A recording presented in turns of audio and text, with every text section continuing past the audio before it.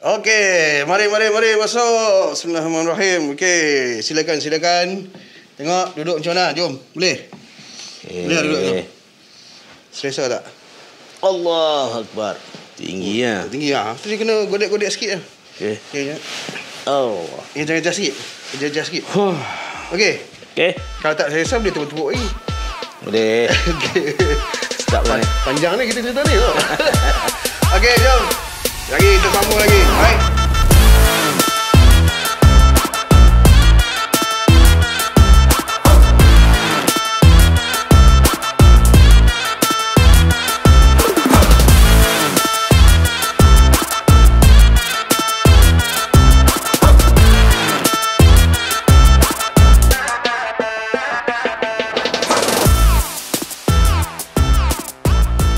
Assalamualaikum. Selamat datang ke Di Belakang Tabir. Hari ini kami ada Hairul Anwar Harun. Yo. Okey, aku nak cerita sikit lah. Okey, kalau korang tengok Hairul, dia cover sikit lah. Tadi dia ada masalah sikit kan. So dia nak cover sikit. Alah, kita faham lah semua tu. Tak ada masalah kan. Okay, basically kita cerita sikit lah. Podcast ni sebenarnya dia sembang santai dengan kawan-kawan aku dalam industri. Cuma podcast ni dia macam mengupas benda-benda yang lebih dalam sikit lah. Dan kadang-kadang dia agak teknikal. Ya, betul? Betul. Tujuan dia sebenarnya ialah untuk menjadi satu bentuk dokumentasi. Satu video documentation yang boleh memberi manfaat kepada the next generation. Dan supaya tidak terjadinya manipulasi sejarah. Benda-benda yang kita buat ni, Hairul buat ni sebenarnya satu jenis sejarah yang telah berlaku. Okey. Jadi, untuk orang-orang yang tidak mengenali, aku rasa ramai orang kenal. Tapi in case siapa yang tak kenal siapa Hairul Anwar Harun, beliau adalah seorang penulis lirik yang telah bekerjasama dengan komposer-komposer seperti semestinya Arwah Pangah, suami Muhammad Zain, Eddie Hamid, Zul Mahad, Yasin, Awang BBR, Manan Ngah, Rosyid Tasih. Ramai lagi. Dan penyanyi-penyanyi seperti Siti Nurhaliza, Datuk Seri Siti Nurhaliza, Nur Reza Idris, Sharifah Aini, Jamal Adillah, Bagio, ramai juga lagi. Dan beliau juga seorang penulis novel dan untuk penulisan yang lain. Dan hari ini, aku dapat benda ni. Buku daripada Hairul Anwar Harun, Menghirup Hidup dan Trimatra, kumpulan 99 puisi karya Hairul Anwar Harun. Dan yang ini himpunan 555 kata dan karya Hairul Anwar Harun. Semua buku-buku ni korang boleh jumpa di Shopee Shopee apa nama dia ni? Type je Trimatra ataupun Menghirup Hidup ni jumpalah nanti. Okey, baik. Type saja tajuk buku ni. Okey. Thank you, terima kasih kepada Hairul Anwar Harun kerana sudi datang ke podcast kami. Dan terima kasih kerana buku ni. Okey, baik. Alright.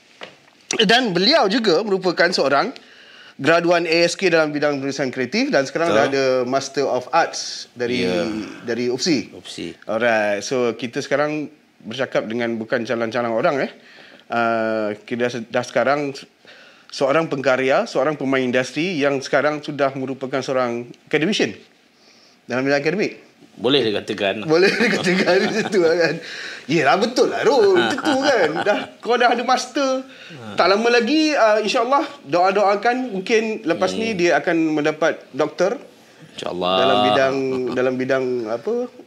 Peradaban Melayu insya-Allah kan. Doakanlah semua ya. Baik, okey. Antara lagu-lagu aku cerita lagi lah. Antara lagu-lagu yang sememangnya popular lah karya-karya Hairul Anwar Harun ialah Awalah Dondang. Ini daripada Anugerah Industri Muzik 1998, pop etnik terbaik. Cindai, of course, Pak Ngah, Siti Nurhaliza, juara AJL 1998. Hati Kama, Pak Ngah dengan Siti Nurhaliza lagi. Dan Nur Reza Idris, juara kategori Irama Malaysia AJL 1999. Bakis, Pak Ngah, Siti Nurhaliza, juara AJL 2000. Anugerah Planet Music 2001, lagu paling popular Asia Tenggara. Sebab dia Anugerah Planet Music kan, dia beberapa negeri di kawasan Asia Tenggara. Okey, aku rasa nanti aku nak cerita about opening ni. So, aku nak kita bertanya ke Hairul macam mana dia punya latar belakang dia, asal dia, pendidikan awal dia, macam mana dia boleh tercebur di dalam bidang penulisan ni? Silakan. Okay. Bismillahirrahmanirrahim. Assalamualaikum. Saya Hairul Anwar Harun, berusia 48 tahun. Berapa okay. 2 Mac 1975. Jangan, tak payahlah bagi bedi, nanti orang kena hantar dia. Tak pernah orang hantar pun. Okay. Jarang orang dah wish sekarang ni. Memang tak ingat dah pasti. Okay. Betul. Dilahirkan di Pulau Pinang. Penang. Tapi dibesarkan di Batu Gurau, Perak. Tukuro. Tempat durian kan. Umur 4 tahun pindah ke Batu Gurau. So daripada sekolah rendah sampailah ke sekolah menengah di Batu Gurau. Okay. Tahun tingkatan 4, tingkatan 5 saya di vocational Padang Mangas, Kuala Kangsar. Apa lagi? Selepas itu ke UTM. UTM UTM Skudai. Okey. Tapi gagal. Gagal. Satu sem je, satu semester je. Gagal yalah, gagal lah. Nak kata apa kan? UTM Skudai Johor. Kemudian balik kampung, menganggur kejap. Tahun 94, UTM tu 93. 94 ASK buka Akademi Seni Kebangsaan. Okey, ASK. So saya mohonlah untuk masuk dengan beberapa pengalaman yang ada sebagai sebenarnya bahan hobi. Okey. Masa saya menulis ni tahun masa di tingkatan 4 lagi. Menulis apa? Puisi. Kemudian hantar di surat khabar tersiar. Zaman tu lah. Zaman-zaman yang di paper ada puisi, ada saja. Ya. Sebab tingkatan 4 tu puisi dah tersiar. Okey. Kemudian tingkatan 5 pada tingkatan 5 tahun 92 ada satu syarikat, saya tak ingat syarikat apa, Delta ke apa tak. Delta tu penerbitan buku. Penerbitan buku yang selalu buat soalan-soalan bukan percubaan, soalan percubaan lah. Soalan percubaan SPM. Untuk SPM. Sajak tu ada dalam buku tu. Sajak kau? Dalam buku soalan percubaan tu. Lepas tu soalan latihan untuk SPM. Keluar SPM tak? Taklah. Tetapi dia untuk melatih pelajar untuk menjawab. Sekejap. Maknanya kau masa tu seorang student sekolah menghantar kepada syarikat akhbar, berita harian. Berita harian.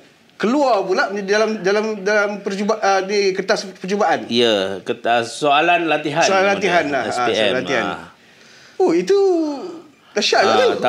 Tahun itu juga sekolah itu ambil buku tu sebagai satu latihan lah.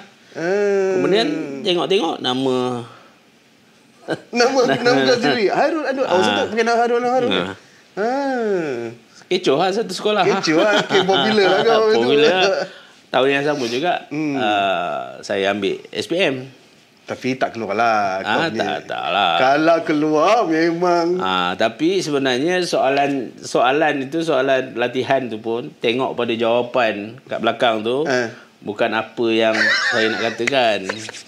Kan? So jadi lain lah. Kan. Dia kata ada dalam sajak tu sampah sarap di lorong kuning. Maksudnya penagih dadah, pelacuran apa semua. Tapi yang di-highlightkan jawapannya adalah sampah zarab lah maknanya. Jadi orang-orang yang di belakang tu tidak termasuk dalam sampah. Okay. Maknanya soalan ataupun buku tu pun sebenarnya tak boleh guna lah. Tapi penerbitan yang besar lah masa tu kan. Masa 92. Selepas habis SPM, saya banyak menulis surat pembaca. Ada di paper? Di surat khabar. Dengan menggunakan nama Mega Mutiara dan Ara Mutiara. Mega Mutiara. Wow. Lepas tu banyaklah setiap minggu tersiar surat pembaca yang topik-topik semasa lah. Pasal remaja, pasal sekolah, pasal budaya. Aku tak faham bab surat pembaca ni. Maksudnya engkau menjawab untuk persoalan tu ke atau? Tidak. melontarkan idea ataupun memberi pandangan. Pojok lah. Lebih kurang lah. Tapi tak dibayar. Oh, suka-suka je? Suka-suka je lah. So, bila keluar tu, jadi seronok lah kan. Okey, jadi pada masa tu pun, aku rasa kau punya pemikiran dah agak advance tu, maksudnya daripada student lagi kau dah membincangkan tentang sosial masyarakat semua. Ya, betul. Cik. Okey, kita sambung balik bab surat pembaca tu. Kau punya pemikiran sebagai seorang student pada zaman tu pun dah membicarakan tentang sosial masyarakat pada masa itu. Macam mana cara okey? Masa tu kau duduk Batu Gurau? Batu Gurau, duduk kampung. Duduk kampung dengan tak ada komputer. Atau kau tulis macam mana? Memang typewriter. Okey, aku bagi tahu Batu Gurau ni dia macam satu pekan kecil lah. Dia Kan cowboy. Kampung aku jugalah, bagian serai pun lebih kurang itulah. Kan? Satu pekan kecil yang kita dan Batu Gurau satu masa dulu memang terkenal dengan tempat durian. Tempat cari durian. Jadi dia agak jauh lah. Yang pekan besar yang terdekat ialah Taiping lah. Betul. Taiping lah. Jadi aku rasa pemikiran Hairul pada masa tu pun dah macam kau mesti, tapi kau dengan society kampung macam tu macam mana? Okey. Gaul je. Pergi masih pergi cari ikan, cari burung, main bola petang. Tapi malam akan duduk di bilik aku tu dengan typewriter. And typewriter tu warna hijau lagi. Olivetti. Tak ingat. Tulisan pun ada sengit-bengit. Tapi menulis lah kat situ. Interesting. Sampai 3-4 pagi. So jiran-jiran adalah bagi tahu, 3-4 pagi pun menulis lagi. Totek kan. Jadi maksudnya apa yang membina gaya pemikiran kau masa itu? Adakah campuran? Rasanya sebab aku suka menulis. Kan. Dan sebenarnya daripada vocational. Oh, dia vocational. Itu di Padang Rengas lah? Padang Rengas. Itu menulis puisi, menulis pantun, macam-macam lagi lah. So, apabila habis SPM, sementara menunggu tu, aku tak kerja. Tapi itulah kerja aku. Menulis tu jadi satu minat. Dan cara pembelajaran adalah tidak formal. Maksudnya, bila kita membaca surat khabar, dalam masa yang sama kita belajar macam mana cara nak menulis. So, surat khabar adalah sebahagian daripada proses pembelajaran kau? Ya. Okey. Buku-buku. Ayah aku seorang pesara tentera, sarjan. Okey. Dia ni agak pelik kerana dia sangat suka membaca. Okey. Setiap tempat yang dia pergi, dia akan ada satu buku. Pergi tu maksudnya berpindah? Maksudnya bekerja, bertugas apa semua. Adalah pernah dapat buku, antaranya buku Hamka, buku Syahnun Ahmad, Rentong, novel yang asal tu tahun 68 ke apa kata. Dia beli di Sabah benda tu. Jadi engkau masa tu umur berapa? Masa kau start membaca buku-buku macam tu? Masa sekolah lagi lah. Buku-buku dia tu banyak membantu juga. Terutamanya buku Hamka, falsafah hidup. Apa lagi buku-buku. Memang dia di Sabah, di Sarawak, di mana-mana dia akan sentiasa beli buku dan membaca. Okey, sekejap. Aku rasa aku ada sedikit persamaan dengan kau lah. Cuma pada masa tu di Bagan Serai. Beza kan. Pakcik aku, makcik aku masa tu dia form 6 sastra. Okey. Bahan bacaan pada masa tu adalah benda-benda macam tu. Hamka, Tenggelamnya Kapal Van Dietrich. Tulang-tulang berseraikan. Even aku tak habis baca Salah Asuhan. Aku tak habis baca. Memang. Tapi umur aku masa tu 11-12 tahun. Buku sejarah Melayu Arrow Winstead tu yang tu aku khatam 3 kali. sebab kat situ kan. Aku rasa aku tak tahu tapi sastra tu mungkin ada satu menggerakkan aku ke arah muzik pula. Mungkin. Tapi itu ada sedikit persamaan lah aku dengan Hairul. Tapi dia lagi tak ada lah. Dia bab-bab tu. Antara buku yang aku pernah ada, antaranya adalah Zakbar punya buku. Zakbar. Pelita bahasa ke apa tak? Tahun awal-awal dulu. Ada cerita-cerita pendek dalam itu. Oh, Zakbar. Cerita sketsa macam tu lah. Anekdot. Lu gua mak lu bini gua.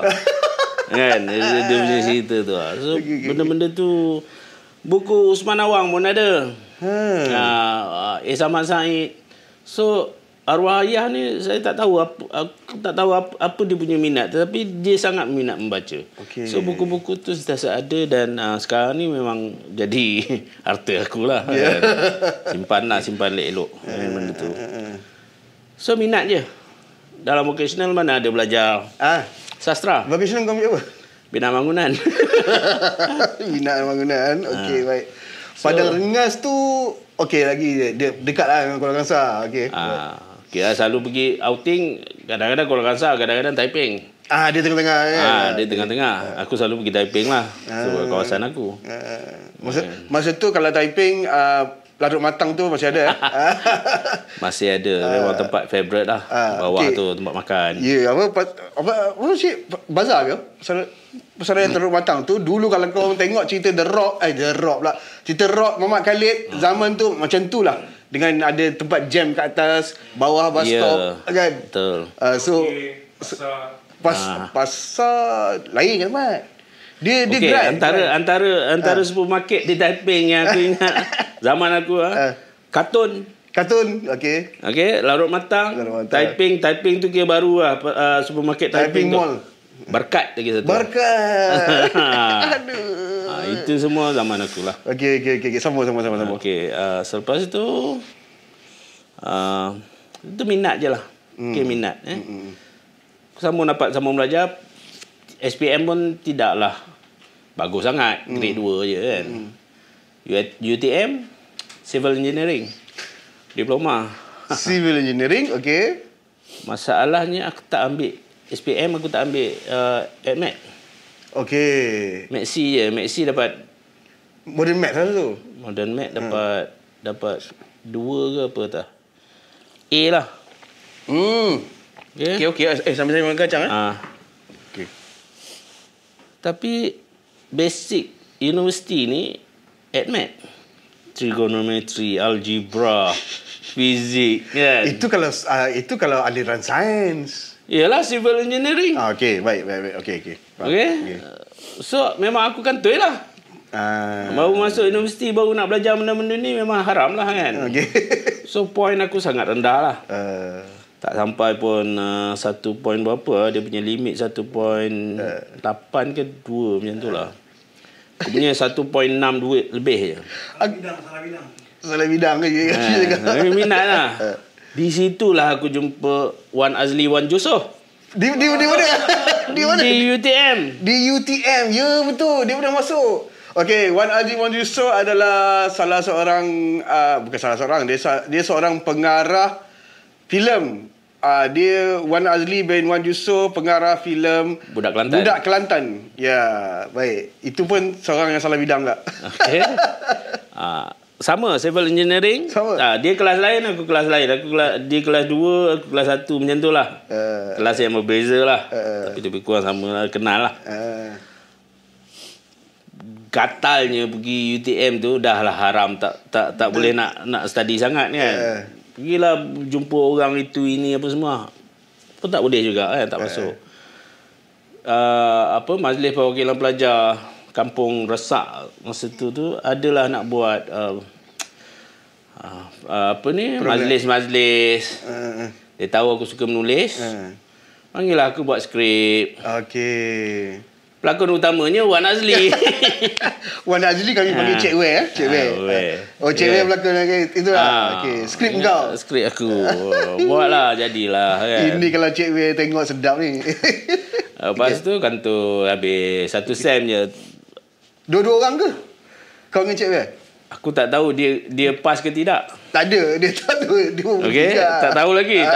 Okey, tak tahu. Okay. So aku baliklah ke kampung. Bawalah segala barang-barang aku tu dengan tangisan dalam bas je. Aku balik. Dalam tangisan Dah tak tahu nak buat apa dah sekarang ni kan.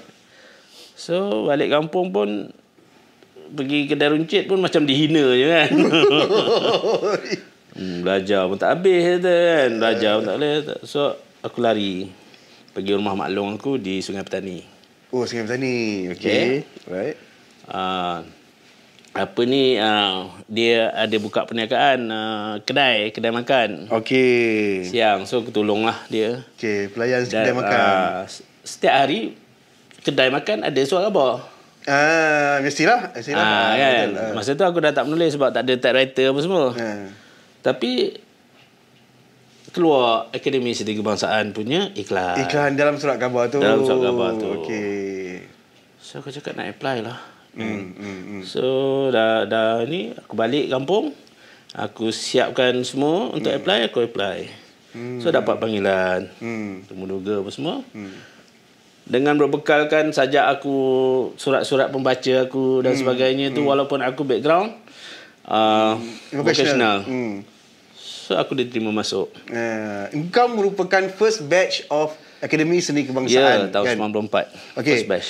First batch Akademi Seni Kebangsaan. Okey, cuba kau cerita siapa yang dalam first batch tu? Antara dalam tu Namron, Adlina Manamli, Ted Azlan, Nozi Zulkifli, Johara Ayub, Bagio. Siapa lagi? Siti Jasmina. Siti Jasmina, Syarul Azli, Rosdin Subuh, Dr. Rosdin Subuh. Dr. Rosdin Subuh. Profesor Madya, Dr. Raja Iskandar. Sekarang ni Kuis. Ramai. Dia ada 64 orang. Aku ingat first batch, first intake, first batch pioneer 64 orang. Itu nama-nama yang kau sebut tu sebenarnya sekarang ni telah menjadi nama-nama besar dalam industri seni tanah air ni. Betul. Itu antara apa keluaran the first batch of ASK. Betul. Okey, teruskan.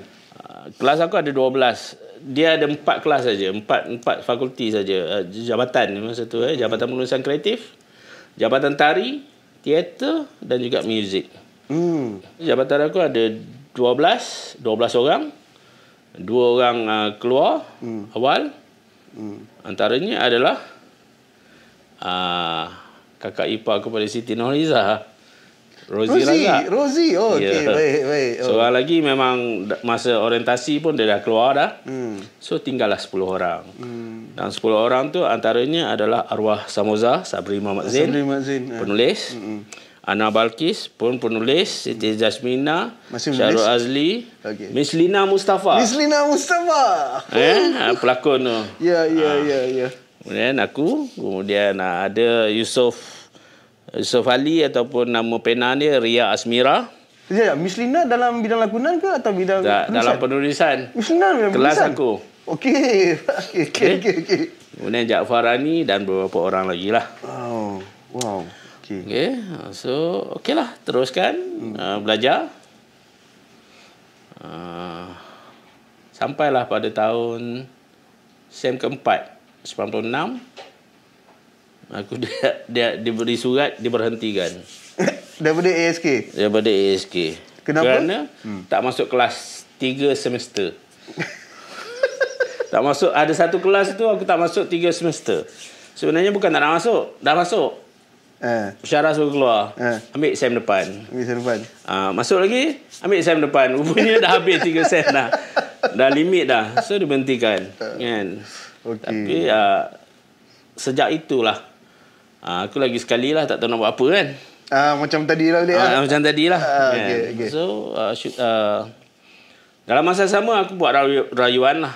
Sebab point kredit untuk subjek itu 0.5 je. Tak pernah dibuat orang 0.5. Tapi mengajar 1 jam lebih. Okay. So okey lah sebab mungkin percubaan lah apa semua kan. 0.5 tu maksudnya apa? Setengah jam lah? Kalau ikutkan setengah jam lah. Tapi dia mengajar kadang-kadang 2 jam. Okey, faham. Subjek tinjauan. Kredit lah. Maksudnya kredit 0.5 lah. Tinjauan apa? Tinjauan seni dunia. Tari ke muzik macam tu lah. Okey. Ingat Okey, selepas itu nak balik kampung pun lagi sekali malulah kan. Pergi ikut orang syuting. Okey, macam mana pula kau terjebak dalam persyutingan tu? Salah seorang yang sama dengan aku tu, dia kenal orang syuting. Dia ajak lah aku syuting. Jadi kru lah? Jadi kru. Pembantu prop je. Pembantu prop. Okey, buat prop. Yang prop man-nya, prop masternya si Kencana. Kencana. Okey. Okey, Kencana sekarang dah menjadi salah seorang tenaga pengajar di UiTM wife pada Syahrani. Okey, dalam syuting tu salah satu lokasinya adalah Klasikom. Dimiliki oleh Siti Hajar Ismail. Siti Hajar, Puan Siti Hajar. Siti Hajar kenal saya sebab dia pun mengajar di ASK. So, saya ceritalah dia kena buang apa semua. Dia kata lepas habis syuting, kerja dengan dia sebab dia nak buat satu teater, teater kanak-kanak Piramli. So, saya ditugaskan untuk buat buku program.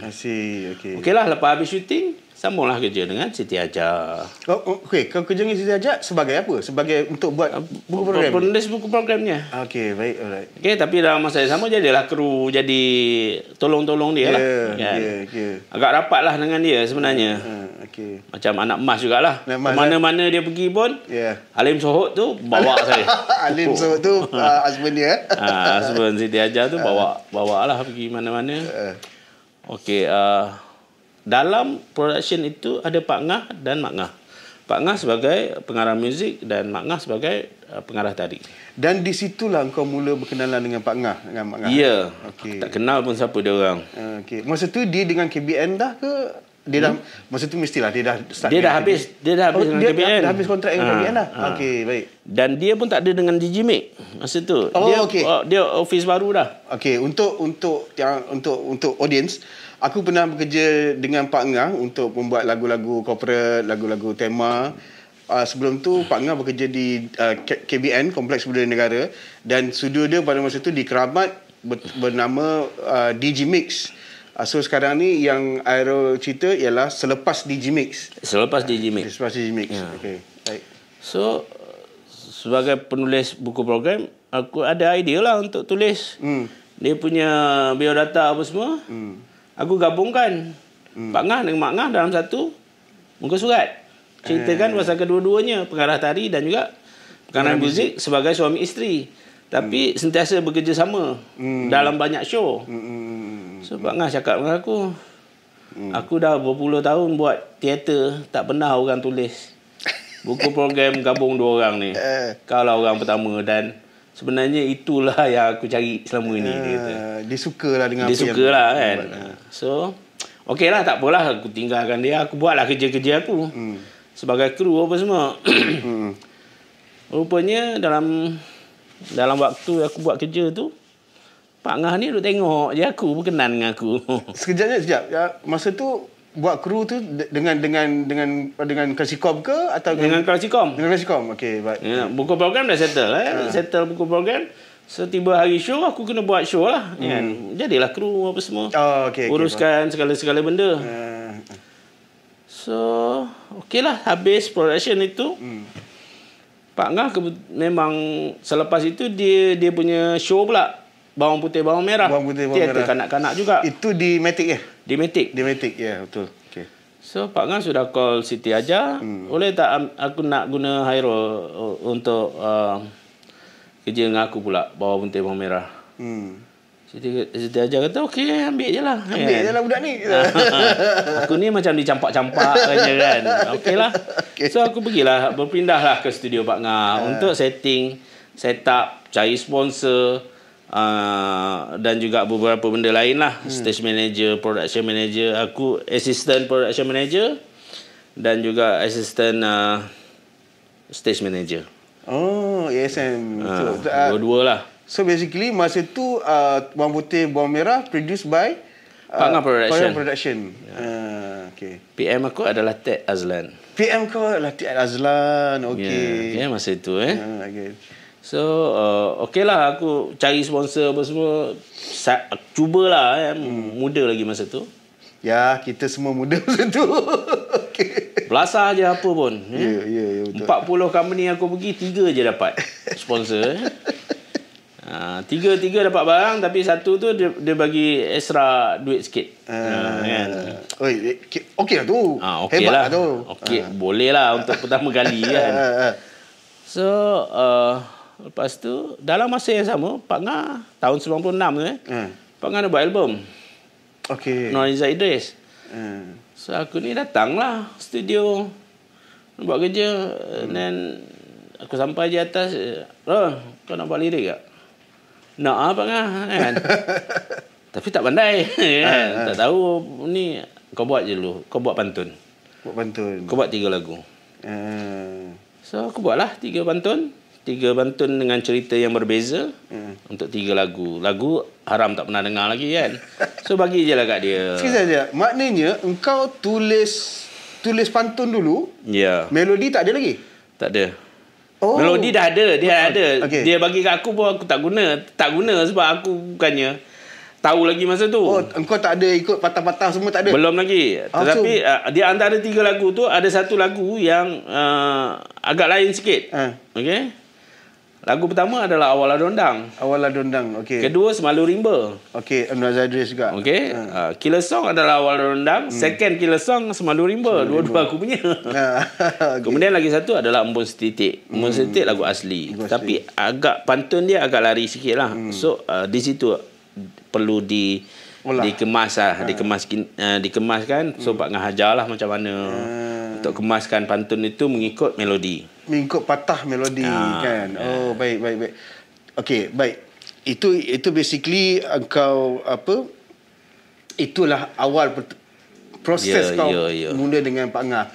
Tapi yang sebelum-sebelum tu, adakah engkau sebelum tu memang dah ada buat tulis lirik dengan orang lain tak? Ke macam mana?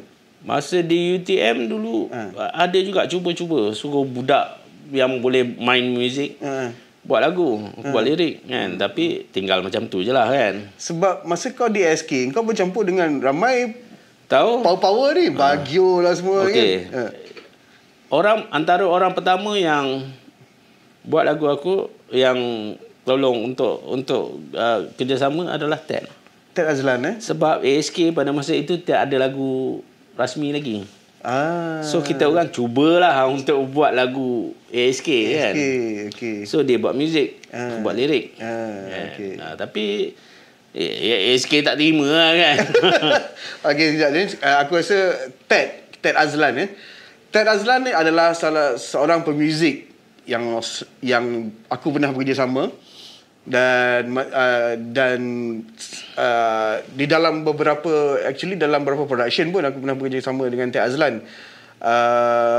Dan dia merupakan kawan sekelas Airol. Dan dia juga adalah salah seorang pemuzik yang bekerja dengan Pak Ngah masa tu kan. Ya. Untuk rancangan-rancangan hiburan, RTM semua kan. Okey, teruskan. Kalau tak kenal Ted Azlan, boleh tengok Manatsa. Ya. Manatsa yang arahan Mamat Khalid. Penghulu tu. Dia jadi DO. Yang samping sampai ke sampai ke perut. Itulah Ted Azlan So lagu pun tak diterima ASK, lantak lah kan. Lama baru ASK ada lagu sendiri kan. Tapi masa itu masih lagi belum tahu macam mana nak buat lagu yang sebetulnya. Sampailah Pak Ngah mengajar dan ada selepas itu ada lagu yang bukanlah berbentuk pantun. So dia bagi suku kata. Okey, sekejap. Pak Ngah mengajar dia masa yang kau buat Ala Dondang lah, basically Ala Dondang ni album kan. Masa tu dia dah ada melodi. Dan melodi tu dipas kat engkau dulu ke? Atau dia dah ada melodi, dia dah ada lagu. Dia tak ada lirik. Jadi engkau based on melodi lah. Aku buat pantun je dulu. Kau buat pantun saja dulu. Pantun lah. Maksudnya kau buat pantun tu sebelum mendengar lirik. Sebelum mendengar melodi. Sebelum dengar melodi. Okey. So katalah setiap lagu aku bagi 5 pantun. 5. Okey, yang ni tak nak, yang ni tak nak. So aku ambil 3 je pantun. So untuk jadi Awal Adondang lah. Okey, sekejap lagi kita boleh pergi kepada Awal Adondang. Memang aku ada memilih beberapa lagu untuk aku betul-betul go into detail untuk itu. Okey, Awal Adondang adalah antaranya lah. Okey, so selepas itu adalah proses tu. sebenarnya Pak Ngah sebenarnya dia betulkan apa? Dia betulkan apa masa awal tu? Apa yang dia ajar kau? Dia ngajar metrik. Pada aku dipanggil metrik lah. Dia panggil suku kata lah. Matrix. Suku kata adalah melodi. Okey. 3-2, 3-2, 4-3. Oh, itu untuk satu baris. Untuk satu baris. Kemudian okey, ini chorus. 4-2, 3-6. Masa kata macam tu. Dia bagi macam tu. Alright. So aku kena isikan perkataan ataupun pantun itu ataupun sesuaikan pantun itu dengan suku kata tu. Okey, baik. So sekarang ni aku mengajar, aku memanggil benda itu metrik lah, kiraan. Dia macam matematik juga kalau kita belajar matrik kan. Sebab kalau lagu ballad, lagu lain dia agak susah sikit lah metrik dia kan. Sebab aku rasa kalau lagu ballad dia mesti banyak lagi. Kalau hip hop lagilah susah. Kau pernah buat hip hop ke? Kau pernah buat hip hop? Rap pernah. Rap pun pernah? Aku tak jumpa lagi ni. Okey, teruskan. Okey, selepas ala dondang, awal dondang itu 1990 akhir 96 97 macam tu lah. Ya, dia dan itu lagu pertama kau. Lagu pertama kau ya. Basically lagu yang dipublish, lagu pertama yang dipublish. Yes. Dan terus masuk muzik. Ya, AJL. Terus masuk AJL. Ini aku rasa jarang berlaku. Tarikh pertama lagu tu dikudarakan 1 Julai 1997. Okey. So aku ambil tarikh itu sebagai aku berada dalam industri muzik secara rasmi sebagai penulis lirik lah. 1 Julai 1997. Baru pertama kali disiarkan di radio. Di radio. Awal Dondang. Okey. Ini benda ni yang aku jealous sebenarnya. Setengah penulis lirik dia mengambil masa lama untuk masuk dalam ini. Engkau first song masuk terus juara lagu. Apa ni? Apa ni? Kau patah balik cerita aku yang ke belakang ni, berapa banyak kali aku jatuh. Okey. Sebenarnya itu Tuhan lorongkan tu. Sebenarnya ada dia punya perjalanan sebelum tu lah kan. Itu sebenarnya salah satu sekolah kau kan. Itu belum aku cerita lagi macam mana kenapa aku pindah ke vocational. Aku rasa kita tak perlu sentuh tu. Kita dah sampai kan. Sebab dah ke depan dah ni. Okey, baik. Kenapa? Sebab aku pindah ke vocational tu pun ada sebab. Okey. Aku kelas pandai. 1P1, 2P1, 3P1. P itu perdagangan. Separuh kelas aku Cina semua. Aku bersaing dengan budak-budak Cina. Okey. SRP aku masa tu SRP lah. SRP kali terakhir. Aku dapat baik. Tapi aku dicampak ke sastra. Patutnya kau masuk kelas sains lah. Yalah, lepas tu budak-budak kelas aku yang pergi sains tengok aku kat kantin pun macam budak sastra kan. Macam tu. Aku maki tak maki je lah. Aku cari borang. Aku pindah sekolah lah. Itu antara sebab lah. Okey. Baik. Kita fast forward balik masa ni. Okey, aku nak masuk kepada penulisan yang lebih benda yang lebih detail lagi. Engkau bekerja memang sangat banyak lagu engkau dengan Pak Ngah berbanding dengan komposer-komposer lain. Okey, apa beza cara engkau bekerja dengan komposer lain yang berbanding dengan Pak Ngah? Apa beza, apa persamaan? Macam mana nak cakap? Sebenarnya tak ada beza. Tak ada beza, sama je. Kau menggunakan kaedah yang sama. Kaedah yang sama. Aku dapat kaedah tu daripada Pak Ngah. Okey, 96, 97 tu aku belajar. Sebenarnya belajar pun lebih kurang tak formal lah. Kan? Masa tu ASK belum ada lagi penulisan lirik. Belum subjek penulisan lirik tak ada lagi. Masa aku berhenti tu, diberhentikan. Okey, 90 aku sambung balik 96 aku diberhentikan. 97 aku diterima balik masuk. Okey, jap. Masa kau dengan Pak Ngah tu, aku masuk ASK balik. Engkau apply semula? Bukan apply, buat rayuan. So sambung je, repeat kelas yang aku tak yang sangkut tu, yang kanta tu. Okey. Dalam masa yang sama aku kerja dengan Pak Ngah. So aku pergi kelas tu semata-mata untuk kelas, lepas tu balik ke office. Balik kerja dengan partner. Okay. Sampailah habis, aku grad lambat sikit lah. Aku grad setahun lewat lah. Setahun lewat kan. Tetapi selepas itu kerja dan belajar itu seiring lah. Aku pergi kelas tu hanya masa time kelas lah. Aku tak ada rambu-ramba dah. Yelah kan. Aku lebih banyak dekat office lah. Dekat Pak Ngah Production lah. Masa tu Pak Ngah Production di Genting Kelang. Di Jalan Genting Kelang. Jalan Genting Kelang. Setapak dan ASK di Matic sekarang. Ya, di sebelah Matic sekarang. Sekarang dah pindah ke Pelita. Sekarang jadi Pelita lah. Sekarang jadi Pelita. Sekarang dah bertukar kepada Aswara semua. Dia berada di dekat Padang Merbuk lah. Ya. Kan? Okey, lepas tu okey, benda ni. Ada setengah-setengah penulis lirik dia memerlukan satu injection untuk create something. Contoh macam untuk cari ilham ke whatever.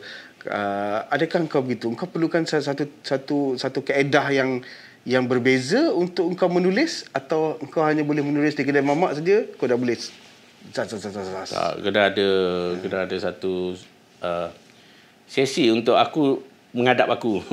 Okey. Maksudnya selalunya lah. Aku ada me time lah untuk aku menulis. Okey. Kan?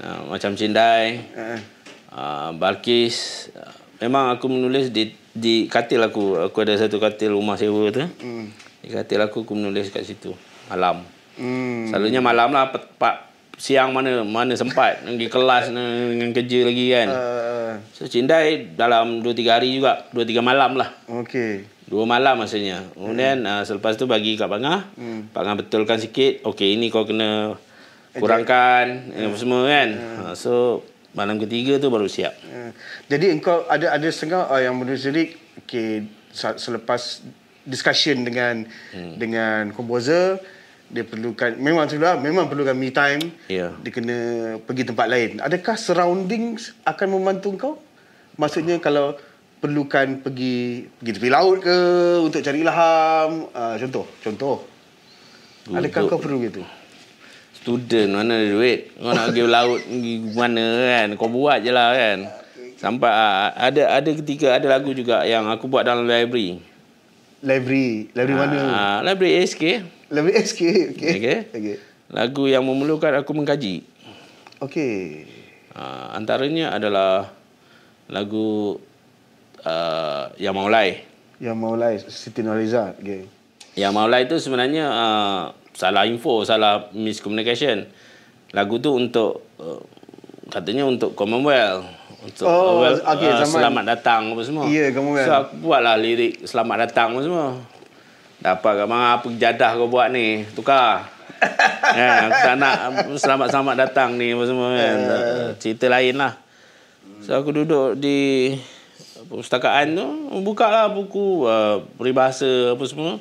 Dapat yang bagus-bagus, aku letak lah. Sebab tu ada seorang sastrawan negara, dia tegur lah. Oh, pada masa tu? Dan selepas itu, okey. Dia kata, Yang Maulai itu dia kata, bukan sebarang orang yang tulis, dia kata. Sebab ada dalam itu perkataan, bagai sutera dalam lukisan. Okey. Jarang orang tulis benda tu. Lepas tu, mustika embun.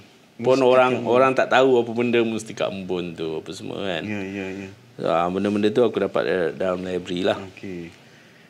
Lagi satu lagu yang aku banyak buat kajian adalah Sinara. Nurhaliza Idris. Okay. Sinara tu tajuk asalnya adalah Hanuman Mahabharata Ramayana Ramayana. Okey. Rentaknya adalah Zapin Hanuman. Okey, Zapin Hanuman, alright. Okey. Sebenarnya adalah cerita tentang Hanuman lah. Tetapi bila Hanuman itu dibagi kepada RTM reject. Tak naklah Hanuman tu. So tukarlah kepada Sinara. Walaupun karakter Hanuman tu memang dah ada dalam wayang kulit punya karakter. Dalam lagu dia tak nak. Okey. So tapi ceritanya masih cerita Hanuman. 40 pohonan lontar ditembusi lalu sebanjar. Kan? Bacalah cerita pasal Hanuman, Sita Dewi, Sri Rama ni, tahulah kenapa aku tulis 40 pohonan lontar ditembusi lalu sebanjar tu. Tapi antara karakter-karakter dalam cerita tu aku memang suka Hanuman sebab dia macam mystical sikit Betul. So aku buka kitab kitab besar tu, kitab India. ASK dulu macam-macam buku ada kan. So buka je lah, tengok je lah. Sampailah aku buka kitab Pandawa 5. Pandawa 5. Okay. Aku ambil beberapa karakter dalam tu. Antaranya adalah Adawalika, untuk aku masukkan sebagai final year project aku. Oh, okay. Final year project aku adalah fully musical. Tajuknya Pedati Kencana. Musical theater. Tapi skrip lah. Okay. Nak pentaskan tak ada duit kan. Sebab dah dipentaskan ke apa? Tak dipentaskan pun. Muzik sepenuhnya oleh Pak Ngah. Tu dia.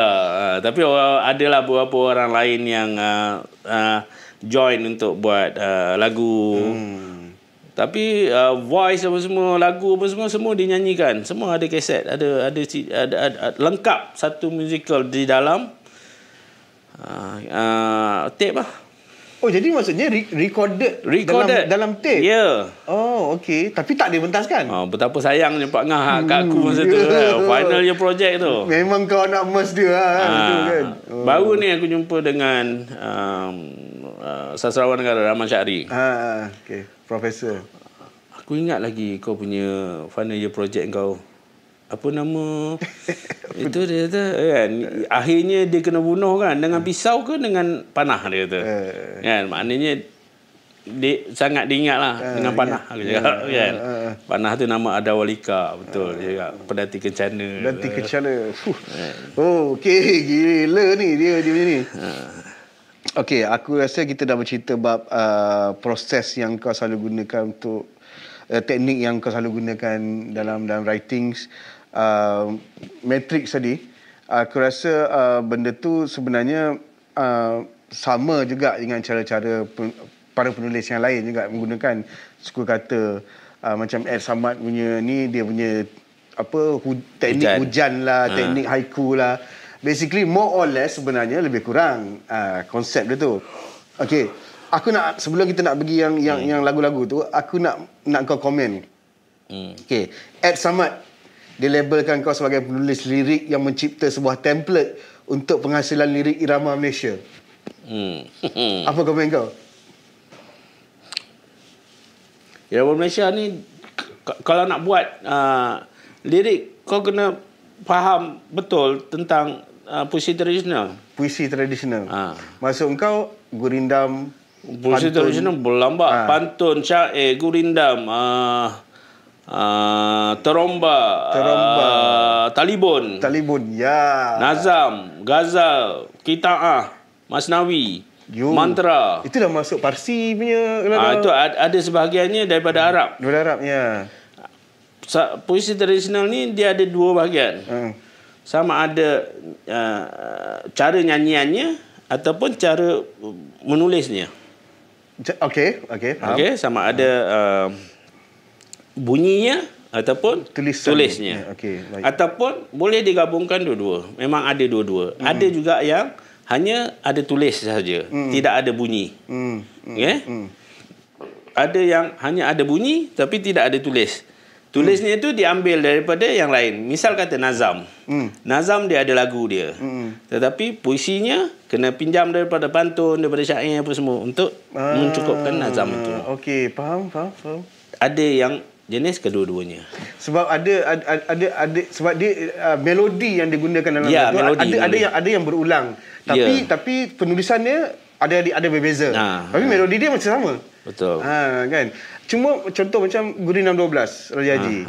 Itu dia tulis dulu kan? Dia tulis dulu. Gurindamnya datang, lagunya datang kemudian. Macam juga syair. Syair ni kalau ikut Roslan Nadun dia ada 12 lagu.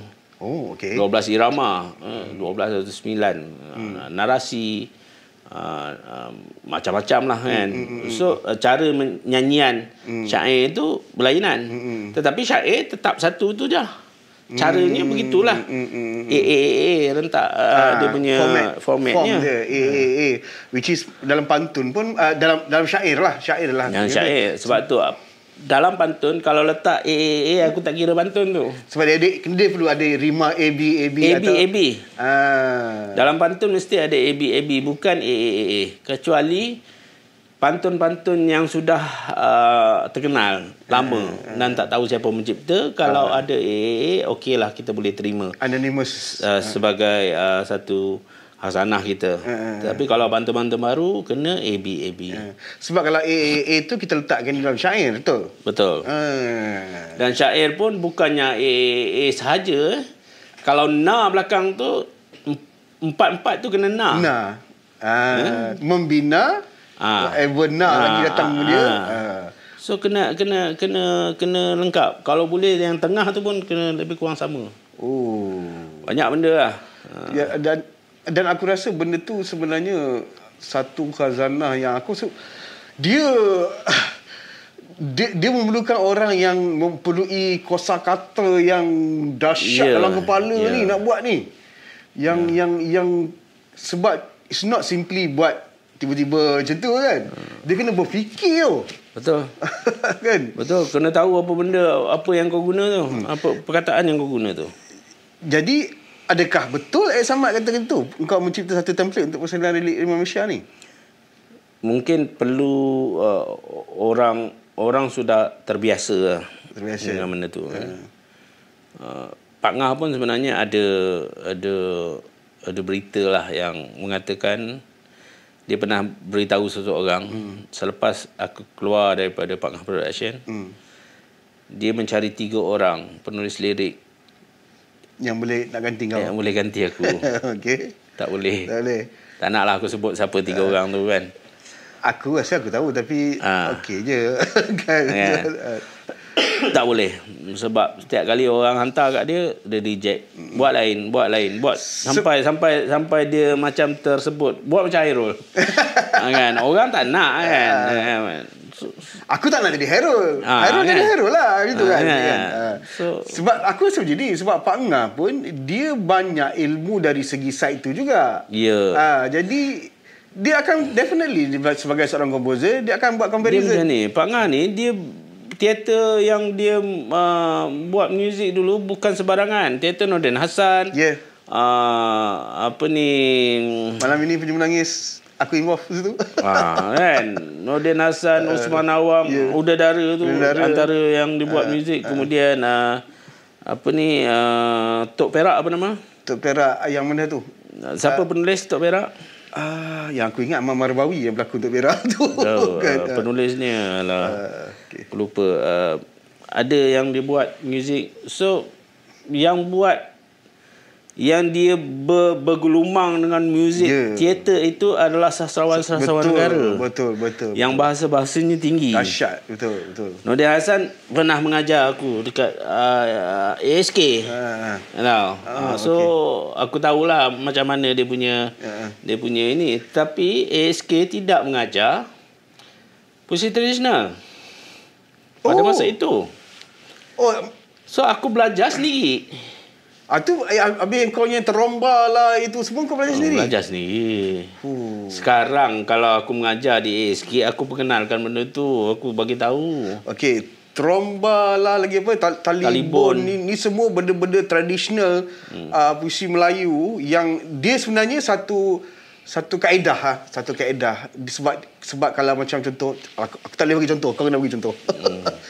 Contoh tromba, contoh Talibon ni dalam hikayat-hikayat lama banyak. Hikayat Malim Deman, hikayat Malim Dewa. Bila ada macam puisi-puisi pendek itu adalah Talibon. Okay. Tromba ni lebih kepada kalau dalam bahasa Negeri Sembilan ataupun Minangkabau disebut pepatah petitih. Sebab tapi dia gabung-gabung. Dia banyak berkait dengan adat pepatih kan. So aku sangat suka menggunakan dua benda ni, teromba dan telefon. Bagi contoh. Sebab dia kadang-kadang pendek je. Telefon dengan teromba ni kadang-kadang pendek je. Tapi kadang-kadang sebenarnya kita dah selalu dengar. Tapi kita tak tahu apa benda tu kan. Dalam lagu Ting Ting aku banyak guna. Yang jauh berpanggilan, yang dekat berimbauan. Itu telefon. Tak, masuk aku contoh macam alamak, aku nak ambil apa teromba ke telefon. Part-partnya siapa dapat dia punya itu pantun dua kerat. Contoh aku nak masuk aku yang kita dah biasa pakai sebelum ni sebenarnya. Telefon ni adalah benda yang sangat detail. Okey. Ataupun dipanggil juga sebagai syair bebas, ataupun puisi bebas. Puisi ikatan bebas. Dia boleh saja mengata, antaranya adalah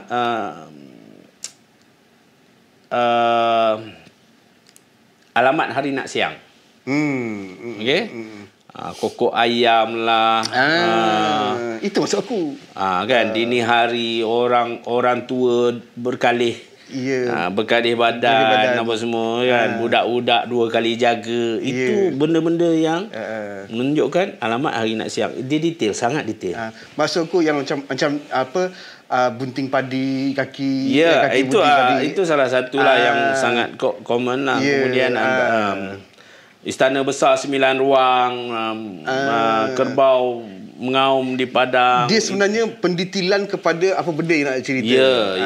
Itu telefon. Teromba berkaitan dengan teromba lebih kepada peribahasa. Dia banyak berkaitan dengan adat batin. Adat batin. Dia sebab cara sebutan teromba pun rasanya dia orang Negeri Sembilan akan sebut teromba. Sebab tu kita ada Raja Teromba. Raja Teromba tu asal dari Negeri Sembilan lah. Okey. Yang tu kita akan masuk benda-benda yang sangat educational. Yang korang nak belajar, korang kena masuk kelas dia. Okey, dia masih korang semua mengajar di ASK kan. So itu sangat-sangat detail.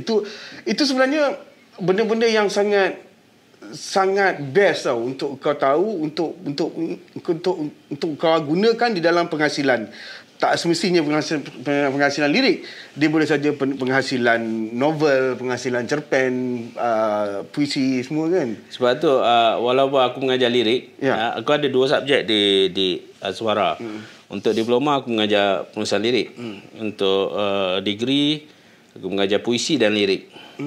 Tapi kedua-duanya akan mengandungi puisi tradisional. Aku ajar dia orang satu silibus, 1 minggu 2 minggu aku akan ajar tentang puisi tradisional, bagi dia orang kenal bukan hanya kepada boleh digunakan di dalam lirik, tetapi dalam penulisan-penulisan yang lain, supaya benda itu nampak cantik dan lebih bermakna. Okey, aku rasa kita break je dulu. Kita break sokok je, pergi toilet dulu kot. Boleh? Sebelum kita okay, baik. Alright.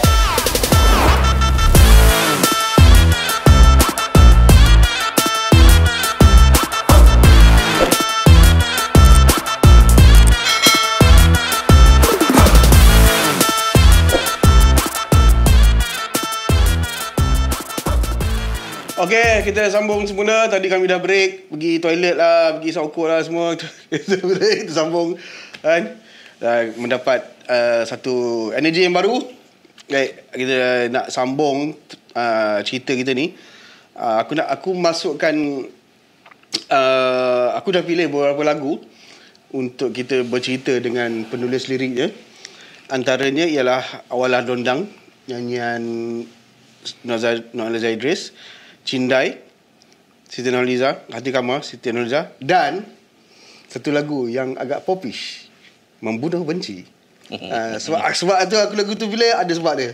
Okey, baik. Jom kita cerita tentang Awalah Dondang. Okey.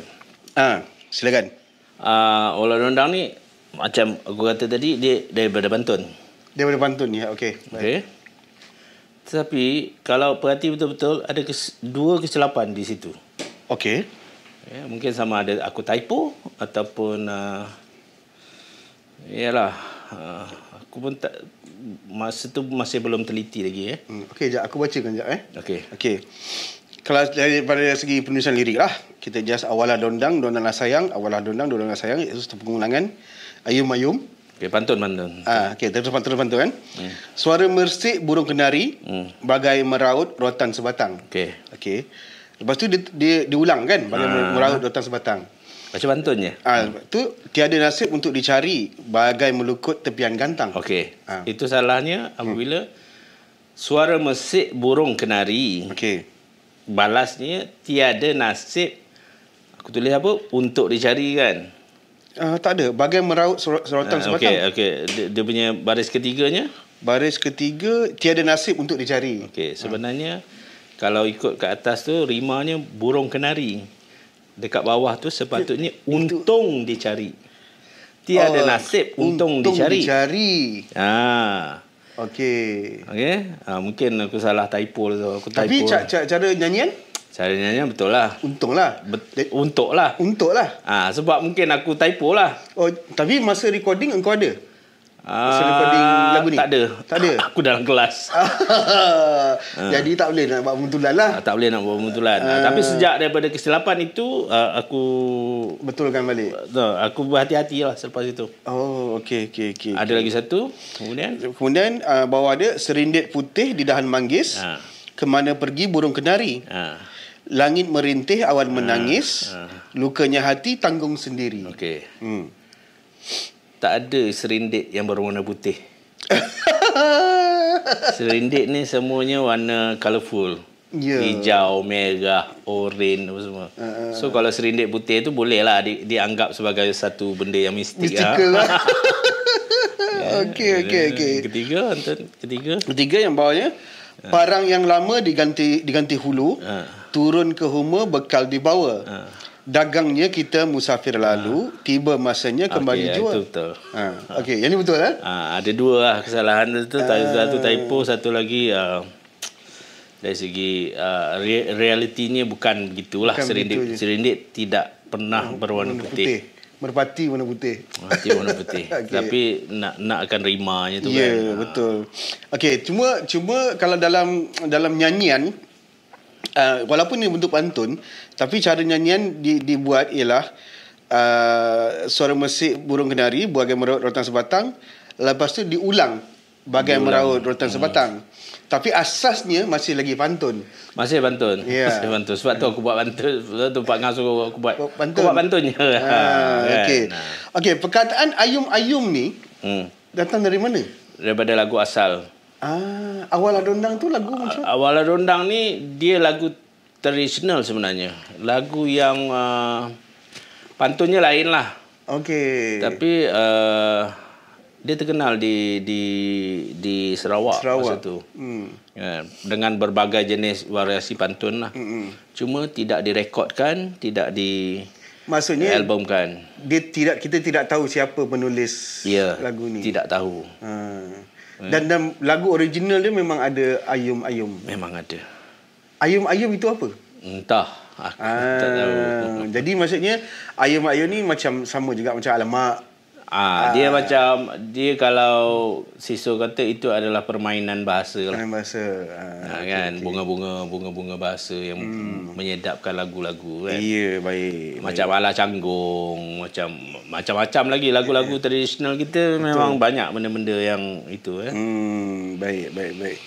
Okey, kau nak bercerita tentang proses Awalah Dondang dan selepas dengan Nok Zaidris ni. Okey, Awalah Dondang tu itu lagu pertama dan masuk juara lagu. Aku naik pentas.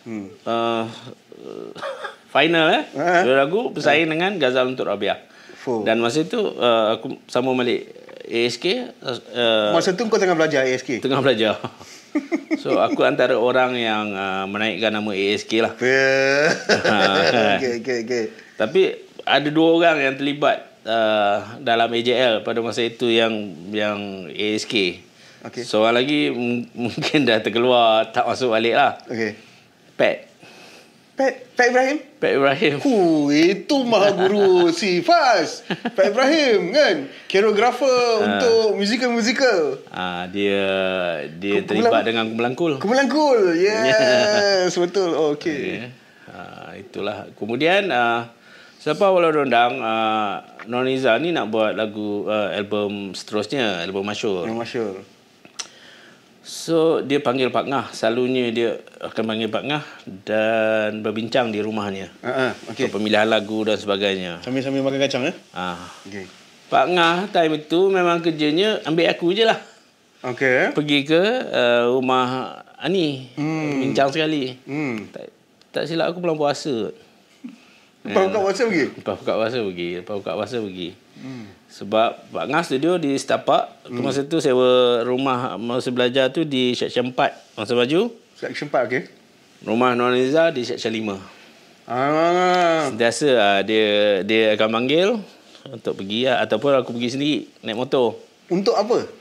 Untuk berbincang, mencari lirik yang terbaik untuk lagu-lagu dan memilih lagu-lagu di dalam itu. Untuk album masyhur. Masa tu melodi dah ada belum? Ada melodi. Ramai orang hantar melodi orang hantar demo tape kepada Ani. So di situlah pemilihan lagu-lagunya. Dari segi bagusnya, dari segi dinamiknya, dari segi ini apa semua. So yang mana yang tak ada lirik, aku akan buat lah kalau diminta aku buat. Kalau tak ada, orang lain lah buat. Dalam album masyhur tu berapa lagu kau buat? Kena buka balik . Dondang Dendang, Ike Putri, Kisah Satu Malam. Apa lagi lagu dalam tu? Yang dia kena buka balik. Ada 3-4. Tapi yang paling meletup masa tu Ike Putri lah. Ike Putri. Dengan Dondang Dendang. Dondang Dendang masa tu Ani bawa solo lah. Kan? Okey. Baik. Lepas tu kita pindah kepada ni. Lagu yang paling ngetop sekali sezaman itu, aku rasa sampai sekarang ni lagu ni, Cindai, nyanyian Siti Nurhaliza, Datuk Seri Siti Nurhaliza. Engkau memang masa Cindai tu memang dah ada target ke untuk buat lagu macam ni? Untuk menceritakan lagu macam ni? Tak ada. Dia macam ni. Apa yang inspire kau untuk buat lirik? Pak Ngah dapat melodi tu, itu kisah Pak Ngah lah. Dia dapat melodi semasa dia balik daripada Sukan Commonwealth, aku tak silap. Latihan Sukan Commonwealth. Maksud Sukan Commonwealth pada tahun 1998 ya? Ya. Okey. Sebelum tu lagi 97 rasanya dah latihan apa semualah. Dan on the way balik tu dia dapat idea kan untuk melodi Cindai tu. Dalam kereta dia Cindai, dia tutup radio, suruh anak-anak dengan wife dia diam, main-mainan kepala. Masa tu tak ada untuk rekod.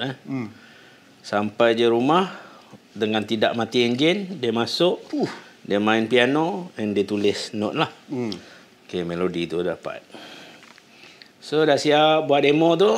Demo music tu dia bagi. Aku buat ni kan. Dia bagilah. Memang bentuk pantun, tapi pantunnya ada yang baris keempat tu ada pendek sikit. Yang mana hendaknya baris keempat, setiap baris keempat tu ada pendek sikit. Okey, ya. Cermin ku retak 1000 kan. Dia ada tiga patah perkataan. Cermin retak tu baru pertama. Ya. Dia bentuk pantun jugalah. Ya. Tapi dia betul kalau daripada suku kata dia. Dia banyak ke. So aku buatlah 2 malam buat. Kemudian seterusnya bagi pada Pak Ngah and betulkan sikit, ikut dia punya melodi lah. Aku bawa balik, buat malam ketiga tu siap lah. Malam ketiga. Tajuk ni bukan Cindai. Tajuk dia bukan Cindai? Tapi perkataan Cindai tu dah ada dalam lirik. Original tajuk dia apa? Tak payah cerita lah. Buat malu aku kan. Okey, aku bacakan sikit Cindai ni. Cindalah mana tidak berhias, jalinnya lalu. Nah, ni rentah beribu ke apa ni? Itu typo daripada recording company. SRC. Sepatutnya rentak. Rentak. Rentak beribu ni atau adakah bermakna? Okey. Itu memang aku betulkan, memang aku nak beribu. Beribu maksudnya berinduk, bermak. Ada orang di atas dia lagi. Bukannya beribu-ribu Bukan ringgit. beribu-ringgit. Okay. Itu memang aku tak pergi recording ni sama juga. Recordingnya tak silap siang. Memang pesan pada Pak Ngah bagi tahu Siti, beribu ni sebutannya adalah beribu. Sebab kalau kita baca, kita akan baca beribu dengan bermaksud kepada bilangan. Beribu. Jadi maksudnya ialah jalinnya lalu rentak beribu. Cindalah mana tidak berhias. Yes. Cinda ini benda yang cantik, yang mahal harganya. Okey. Cinda ini ada dua maksud kan? Okay. Satu lagi yang hantu tu lah. Hantu tu itu katanya dalam bahasa Minangkabau. Pontianak itu dipanggil si cindai. Okay. Satu lagi adalah jenis kain. Kalau asalnya dipanggil patola, kain patola daripada India. Dikatakan kain itu sangat susah untuk dibuat. Sebab dia punya jalinan itu setiap satu diikat. Dah lama prosesnya. Sebab itu cindalah mana tidak beri. Yes. Benda yang bagus, yang baik, yang mahal, benda mana yang bagus, yang baik, yang mahal ini tidak disebut orang, tidak berkias. Orang tidak berkatakan, semua orang berkatakan. Jalinnya lalu rentak beribu. Benda yang baik itu selalunya akan mempunyai ada di atas dia lagi. Kan. Maknanya ada induk dia. Kan. Maknanya nak buat sesuatu tu mesti ada benda pemula. Tetapi ini okey, kalau kita cakap pasal pantun, itu macam pembayang dia. Pembayang. Itu pembayang. Lepas tu dia kena maksud dia bagaimana mana hendak berhias cerminku retak 1000. Itu dah macam ada benda lain nak cerita. Yalah, ada benda lain. Itu benda lain. Sebenarnya okey. Bagi tahu je lah ya. Cinda ini cerita keseluruhannya adalah tentang ketika itu, waktu itu, masa lagu tu dibuat, Siti diboikot oleh wartawan. Okey. Kerana dia tak nak bergambar dengan lelaki. Okey. Dalam satu frame. So diboikot ni yalah, pergi mana pun orang tak layan apa semua lah. Masa tu dia budak lagi kan. So aku ambil momen itu. Momen itu momen yang orang pulau kan, misal kata orang ni, tapi dia boleh saja bercerita ataupun berkaitan dengan benda-benda lain. Ya. Tapi momen boikot itu aku ambil. Kau gunakan. Aku gunakan sebagai motif cerita. Kau opportunis juga ya? Biasalah. Supaya lebih dekat dengan dia lah. Baik, faham. Bagaimana dia nak hias, bagaimana dia nak popular. Kalau semua orang memandang dia nak ni cermin retak 1000. Bagaimana hendak berhias cermin retak 1000 itu dalam peribahasa ada. Tapi dia macam menggambarkan betapa macam siapalah aku ni, kau ni kan, macam tu kan. Rendah diri lah. Dia rendah diri dengan rendah diri tu. Itu yang macam bagaimana mana nak berhias cermin ku retak 1000. Macam aku ni siapalah yang kau nak ni kan, macam second tu tilamku emas bantalnya intan, berbantal lengan tidurku. Cadarnya intan berbantal lengan tidurku. Yalah, segala benda kemewahan ada kan. Tapi tak lena tidur tak guna juga. Guna juga. Akhirnya lengan diri sendiri yang menghadap benda tu. Dia yang kena hadap lah. Okey. Ini benda-benda bedah ni best ni. Membedah ni yang best ni. Okay. Sama juga pembayang ni pun ada maksud dia. Menendam unggas liar di hutan. Jalan yang tinggal jangan berliku. Okey, menendam unggas liar di hutan maknanya mencari benda yang baik di dalam rimba yang kau tak tahu hujung pangkal. Okey. Tapi ada orang pernah sampai. jalan yang tinggal jangan berliku. Maknanya ada orang pernah sampai dan dia harap orang tu tidak menghapuskan jalan itu. Itu yang maksud jalan yang tinggal jangan berliku. Ya. Okey, faham. Okey. Dia maksud dia lain, pembayang dia lain maksud adalah satu cerita. Maksud dia adalah satu cerita yang lain. Jadi memang tipikal pantun je lah. Tipikal pantun. Cuma rima dia ada sedikit berbeza dengan baris pertama dengan baris keempat. Baris kedua dengan baris keempat. Dia ada sedikit patah dia berbeza. Sebab itu pantun tu memang pantun lama. Oh, ada. Pantun lama tu diambil oleh Hatan buat lagu. Isau Bona. Tilam omeh bantal suaso, mana sama berbantal lengan. Itu memang pantun asal. Okey. Tapi aku ubahlah sikit. Tilam tu emas, cadarnya intan. Maknanya benda yang lagi cantik lah kan. Berbantal lengan tidurku. Ya. Wow. Okey, kita masuk ke baris ketiga. Ke rangka ketiga. Ini dah free chorus sebenarnya. Hias cempaka, kenangan tepian, mekarnya kuntum, naidam kumbang. Puasku jaga, ini pembayang dia. Puasku jaga si bunga impian, gugurnya sebelum berkembang. Okay, aku selalu mengambil pantun itu sebagai contoh kepada student-student lah. Berapa banyak elemen yang sama dalam satu zone itu berada dalam pantun. Hias benda bunga. Cempaka bunga. Kenanga bunga. Okey, tepian lain. Mekar itu pun relate pada bunga. Kuntum bunga. Naidam kumbang pun relate juga dengan bunga. Puasku jaga si bunga impian bunga lagi.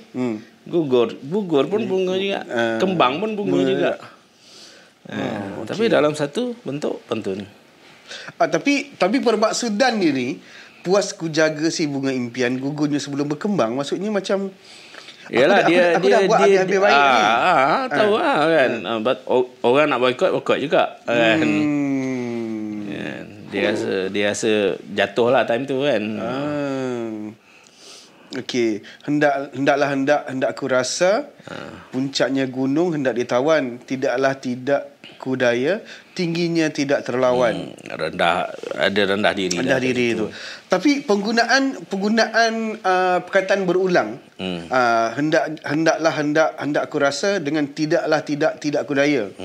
Itu adakah benda biasa dalam pantun? Tidak, itu bukan pantun. Okey. Dia bentuk je pantun kan.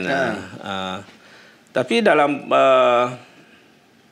pantun tradisional ada je berulang-ulang ni. Kiri jalan, kanan pun jalan, kan.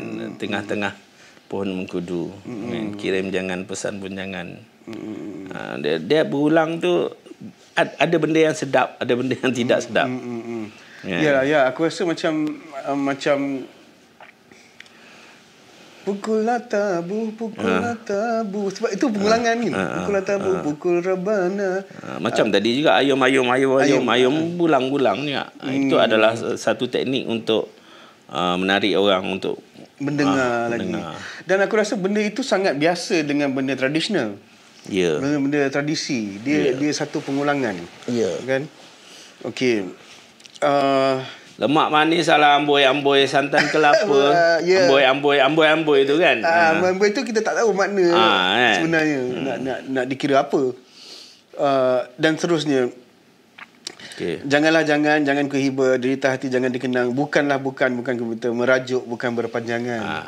Maknanya walaupun dia diduga ya.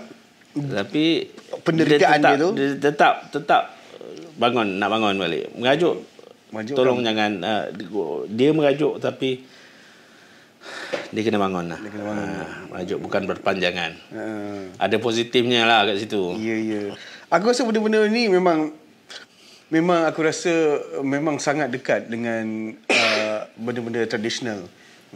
Dan aku rasa memang engkau mengambil, aku rasa tidak salah Ed Samad meletakkan benda tu. Sebab engkau mengambil inspirasi daripada benda-benda tradisional juga untuk menghasilkan sebenarnya sesuatu yang baru.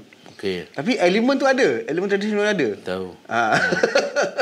Okay. Dia itulah sebagai penulis kau kena banyak membaca. Banyak membaca tak semestinya benda-benda baru kau baca.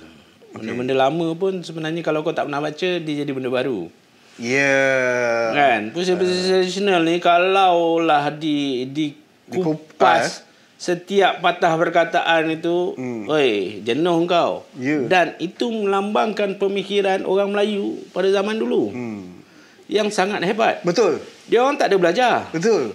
Itu maksud aku tu. Maksud aku macam yang aku cerita cakap, maksudnya kosakata dia ni dahsyat ni. Sebab tu dalam Minangkabau ada istilah, ada apa dipanggil, tagline yang dipanggil alam terkembang menjadi guru. Alam terkembang menjadi guru. Okey. Kita dulu mana ada orang-orang dulu misal kata mana ada sekolah. Mana ada SK. Okey. Masuk hutan. Buah apa yang boleh dimakan, buah apa yang tak boleh dimakan. Ya. Dia tengok monyet, dia tengok kera, makan tak buah tu.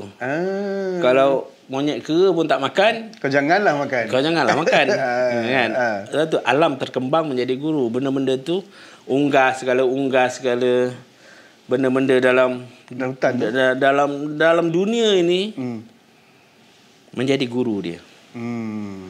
Betul. Kan? Menjadi cara macam mana dia belajar. Itu yang aku rasa benda tu yang sangat aku rasa mungkin signifikannya sebab kita daripada kampung. Kau daripada kampung. Jadi kita dah biasa dengan alam.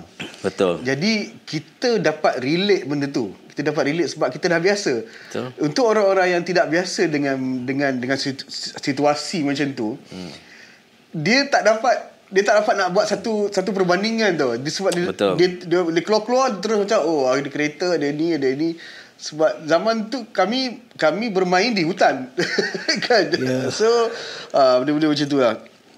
Baik, kita pergi terus kepada next song boleh. Dan aku rasa yang ini antara aku rasa lirik ni aku rasa sangat complicated. Hati Kama. Hati Kama. Mengindang-indang padi huma, mengindang dalam tampian, memandang-mandang hati Kama, memandang dalam renungan. Hati Kama ni apa benda? Kama ni bahasa Sanskrit, maksudnya cinta. Sutra pengajaran, lesson. Okey. Kama Sutra pengajaran tentang cinta. Okey. Hati Kama, hati cinta. Hati yang ingin dicintai, hati yang mahu disayangi dan sebagainya lah. Tapi best engkau mengaitkan dia dengan atas padi huma. Itu yang macam sebab kau nak jadikan dia Hati Kama tu, padi huma tu macam wow. Mengindang-indang padi huma tu pun sastrawan negara Zurina Hassan ada komen dalam surat khabar. Okey. Dia antara yang apa ni agak kritikal lah mengkaji aku punya lirik. Mengindang-indang padi huma ni, mengindang indang tahu kan? Dia basically itulah. Niru tu kan. Yang kau ambil sekarang adalah tampian. Tampian menampi lah. Niru lah. Adalah proses memilih. Di antara yang baik dengan yang tak baik. Sebab kalau padi kita nak asingkan dengan beras tu kan. Hampasnya apa semua tu. Sebab tu mengindang padi huma. Okey. Mengindang dalam tampian. Okey, bekas itu sebagai memilih. Memandang-mandang hati Kama, memandang dalam renungan. Sama juga kau nak cinta orang, pilih orang. Dahsyat. Kau tengok kan. Pilihlah tu, pilih lah. Okey. Dan sambung berbisik-bisik pada pekerti mulia, risik-risik mana lahir asal usulnya. Betul lah tu. Kau mak bapak dia kan buat macam tu. Kau tengok dulu perangai orang. Selalunya kau akan tengok dulu perempuan mana pun. Kalau kau tengok dia, mesti kau nak tengok dulu anak siapa ni, pekerti dia. Baik ke budi bahasanya kan. Ya. Lepas tu barulah kau cari asal usul dia. Anak siapa ni? Anak ni. Okey lah. Kalau kau rasa okey, baru kau jalan teruskan kan. Kalau kau rasa Macam tak boleh je. Tak payahlah. Tak Tengok payah. pekerti pun. Tak masuk buruk ni. berangai. Gitulah. Gitu. Okey. Tapi benda tu sebenarnya sangat relate dengan kita punya Ya. tradisi. Ya. Sebenarnya itulah orang tua-tua dulu buat pun. Yalah. Ya, Betul lah. cuma engkau meletakkan dia macam macam Tak, aku pun tak tahu macam mana aku letak. macam basic macam wow, okey. Padahal benda tu as simple as that je. Tu ilham datang Tuhan bagi dia bagi je kan. Okey, mendengar suara lela lebur. Ha. Bertentangan mata panah Arjuna. Ha. Terbayang senyuman bunga gugur. Siapa gerangan bagaikan betara. Okey. Dia cerita sikit waktu. Mendengar suara Lela lebur. Lela ni kau masukkan kepada Lela ni Maryam. Meriam ya. Lela rentaka Lela, semua tu lah. Maryam besi yang besar tu boleh lebur dengan suara. Suara siapa yang paling mempesonakan dalam dunia ni?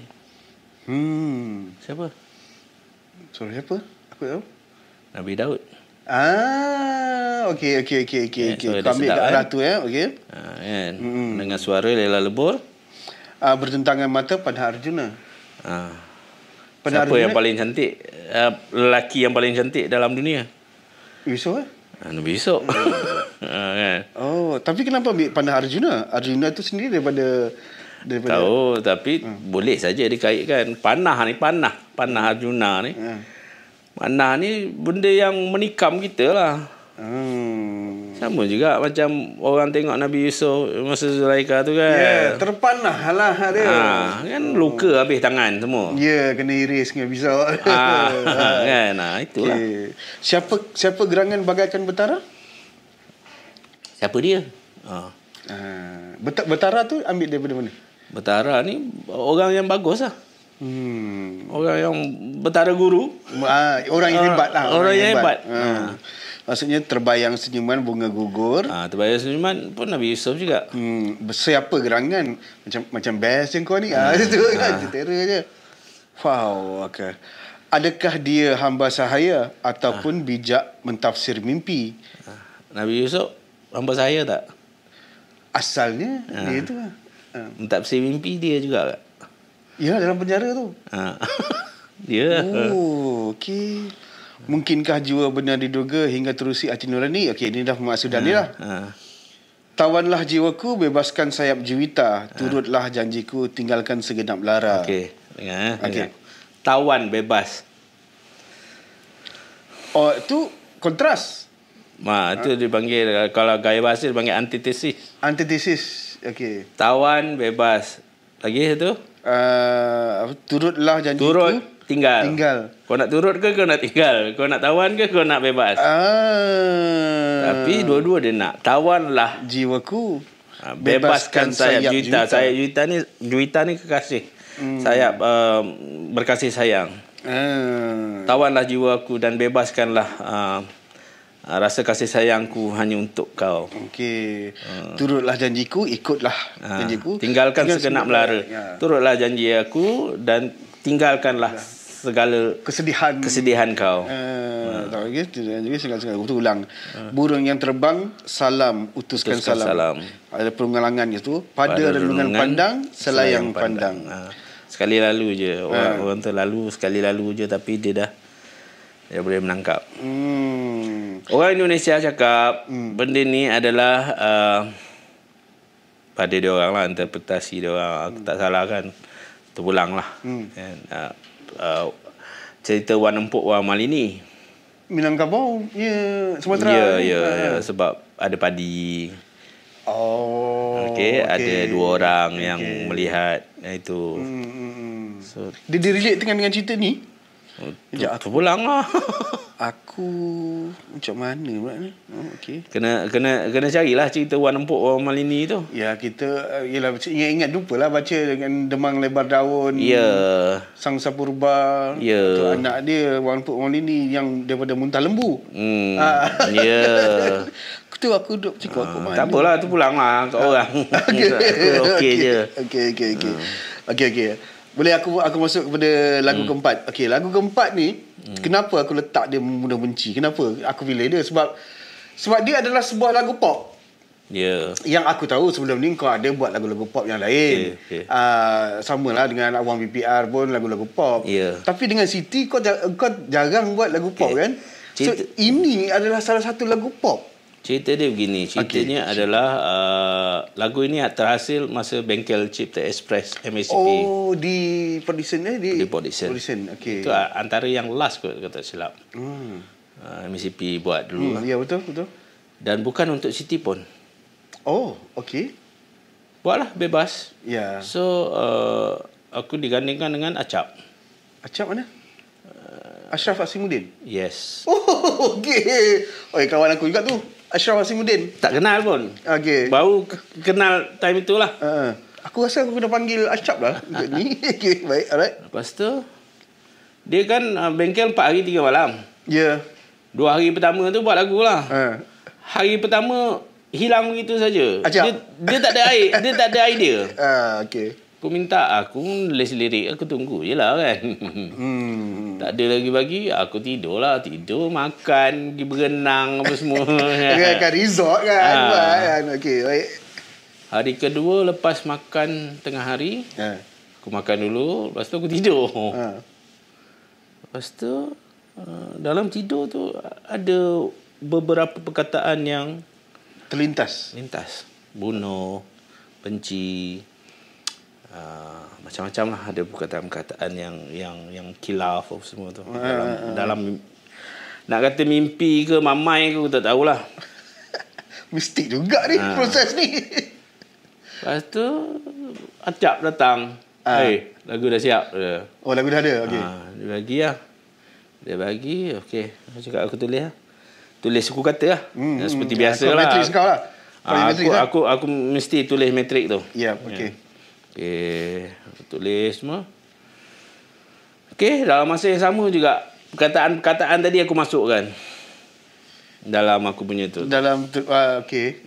Dan aku tengok keseluruhannya. Bunuhlah bencimu dalam dakapku. Hancur lenyap segala amarah. Kau tikamlah kesumat malam keramat. Binasakah nawaitu angkuhmu.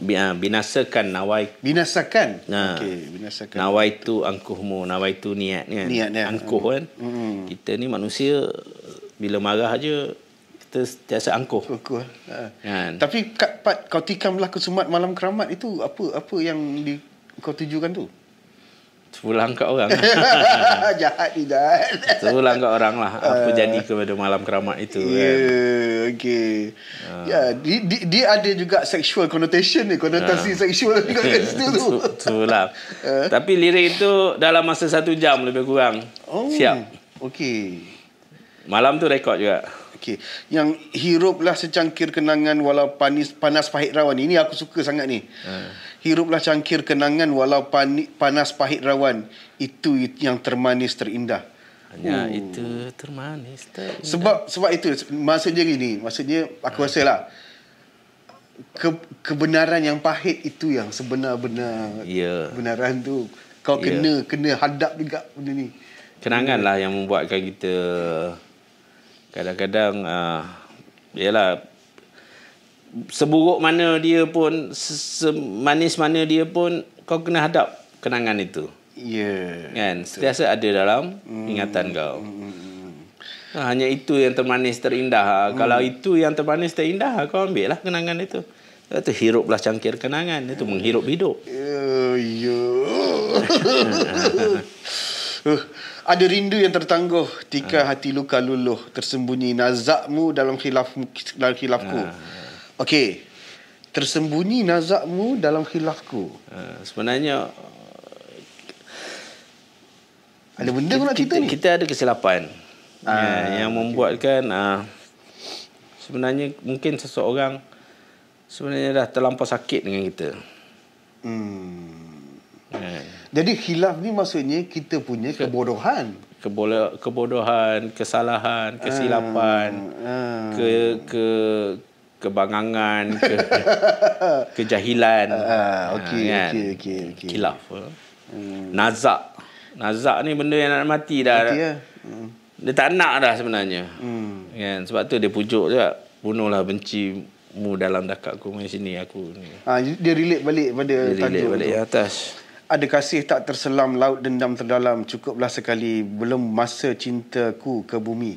Maksud ke bumi ni, ke bumi maksudnya ditanam. Dia tanam lah, mati lah. Belum masa cinta aku untuk engkau mati. Okey. Membunuh, benci. Dua-dua perkataan negatif. Dua-dua negatif. Tetapi bila dicampur negatif, jadi positif. Lah. Okey. Satu lagi sebelum aku nak tutup ni. Kita dah sembang tadi kan, teman-teman. Lagu-lagu ni semua, tajuk lagu-lagu ni sebenarnya siapa yang bagi ni? Sebab awal-awal dulu aku naif. Okey. Bangang sangat. Tak ada tajuk aku bagi. Ni lagu pertama, lagu kedua, kat bangang, lagu ketiga. Apa tajuk lah? Pandai-pandai pengah lah kan. Sampailah Cindai tu aku rasa sangat bangang lah aku meletakkan tajuk lagu itu kan. Okey. Pak Gang suruh masa sisuk. Yang kau tak nak cakap lah sekarang kan. Okey. Sisuk Kopetasa. Sisuk Kopetasa datang studio untuk buat demo tape. Lagu tu bagi pada Siti untuk Siti nyanyi lah. Okey. Part ramai-ramai tu lah. Okey. Lepas tu Pak Ngah kata, Sisuk kau bagi tajuk lagu ni. Hairul ni mana tajuk apa dia berbubuh ni kan. Lepas tu Sisuk cindai lah kan. Cindai perkataan awal kan. Okey lah. Cindai. Jadi cindai lah. Tapi memang perkataan tu memang ada dalam itu. Cuma aku tak nampak lah. Kan. Hati Kamar adalah antara lagu yang aku taruh tajuk. Mula taruh tajuk. Dah ada tajuk? Dah ada tajuk. Membunuh benci pun? Aku buat. Okey, baik. Okey, cuma tadi kita lupa. Membunuh benci memang pada awalnya bukan untuk Siti. Bukan untuk Siti. Dia okey. Miracle-nya pula. Aku ada 12 lagu dengan Siti. Okey. Last adalah Membunuh Benci lah. Okey. Bengkel MACP dia ada 10 lagu kot. Ya. Okey. MACP ni sudah compile-kan 10 lagu ni bagi pada Siti. Siti minta. 10 lagu siapa yang semua peserta lah. Okey, Siti minta semua lagu. Dia nak dengar. Kebetulan dia nak buat album lah. Dalam senarai ada Membunuh Benci. Tapi ada letak lah siapa tulis lagu, siapa tulis lirik. Ada. Dalam senarai ada Membunuh Benci. Dalam tape tak ada. Dalam CD tak ada. Membunuh Benci tu. Okey. Termis. Okey. Ada 9 lagu je. Okey. Oh, sampai hati korang macam ni. So Siti tanya kalau MCP nak dengar lagu Membunuh Benci ni. Kata kan. So sekali dia dengar, dia nak lah. So okey lah, dapat lah. So lagu ni memang lagu acap lah. Lagu acap. Ashraf Asimuddin, dahsyat kau acap boleh lah. Oh, okey. Okey, baik.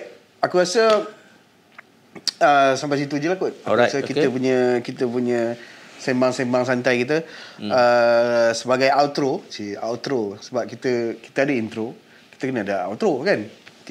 Okey lah, seperti yang aku tanya orang lain.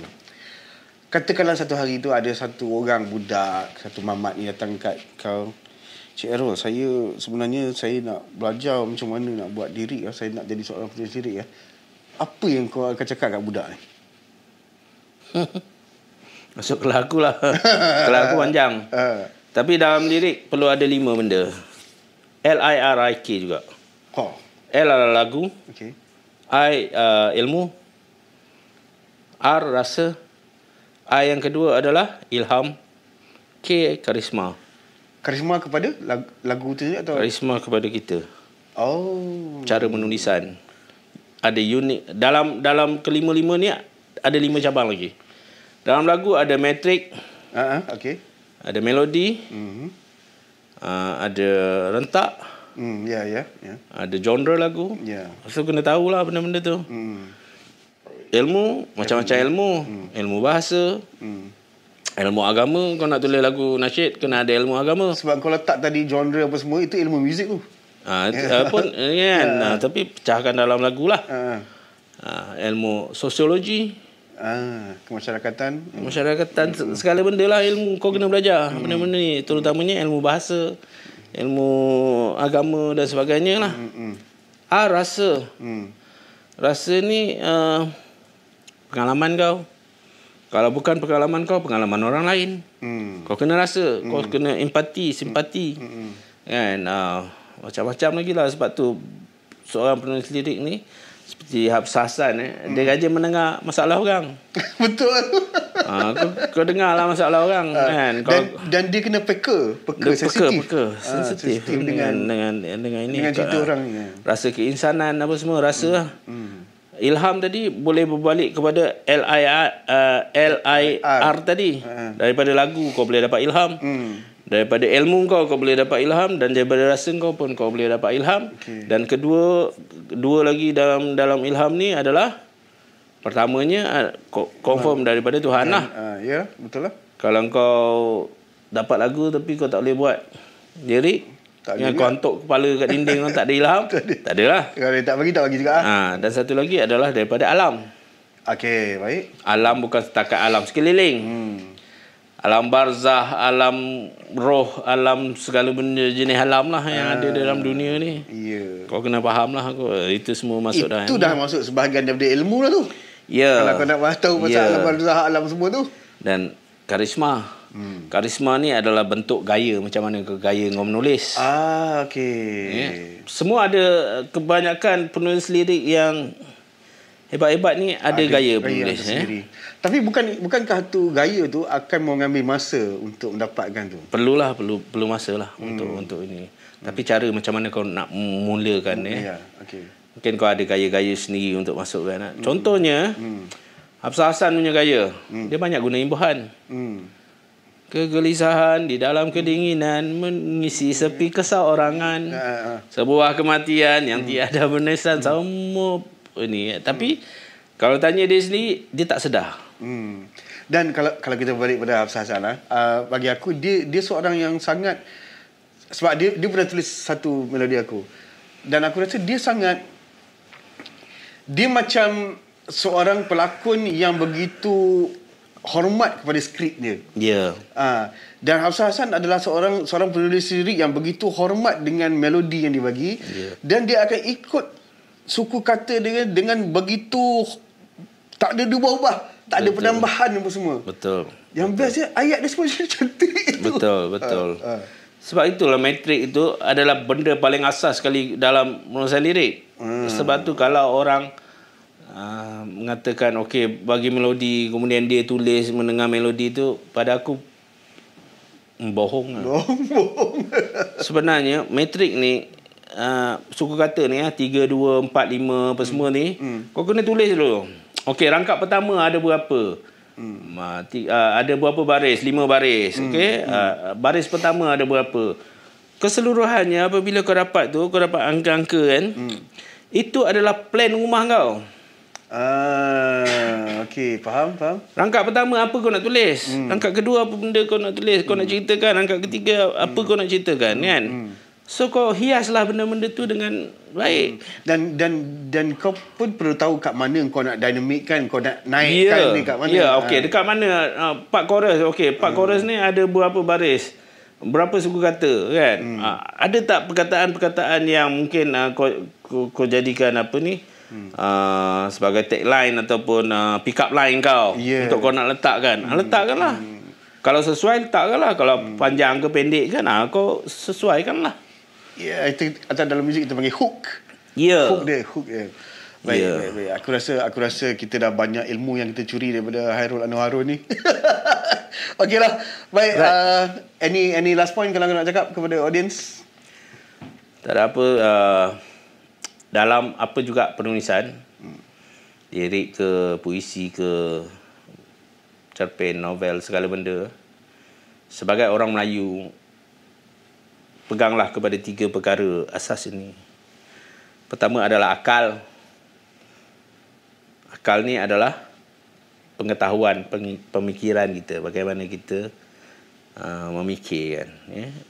Membaca pemikiran orang lain juga adalah satu bentuk asas untuk kita berfikir. Kedua adalah budi. Budi adalah pekerti kita. Ya. Perlakuan kita. Perlakuan orang lain, pergaulan kita pada manusia lain, perlakuan kita kepada alam, kepada binatang dan sebagainya. Budi. Dan juga budi ini juga merangkumi kita punya sosial keliling kita, keliling kita. Dan ketiga adalah jiwa, dalaman kita kena kuat.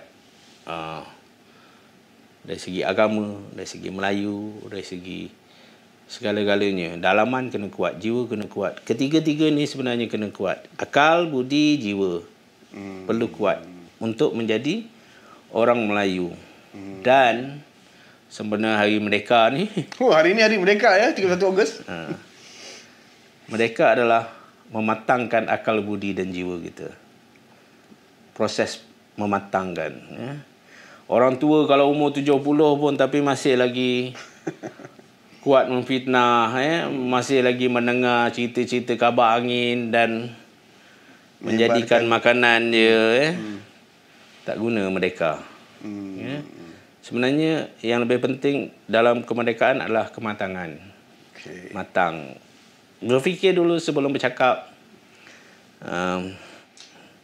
Selalu berhati-hati dalam melakukan sesuatu dan selalunya akan menyelami diri sendiri, jiwa sendiri. Dari segi agama, dari segi kemelayuan kita, dari segi kita sebagai manusia untuk melakukan apa saja di dunia ini. Baik. Yeah. Dan aku rasa tadi yang 4 akal, budi, jiwa ni juga menjadi satu subjek untuk kau punya trust kepada kau punya thesis. InsyaAllah kalau doktor lah. InsyaAllah lah. InsyaAllah. Okey, kita doakan. Okey, baik. Baik, itu saja kita untuk episod ni. Kita jumpa lagi untuk episod-episod yang akan datang. Okey, dalam Di Belakang Tabir. Assalamualaikum.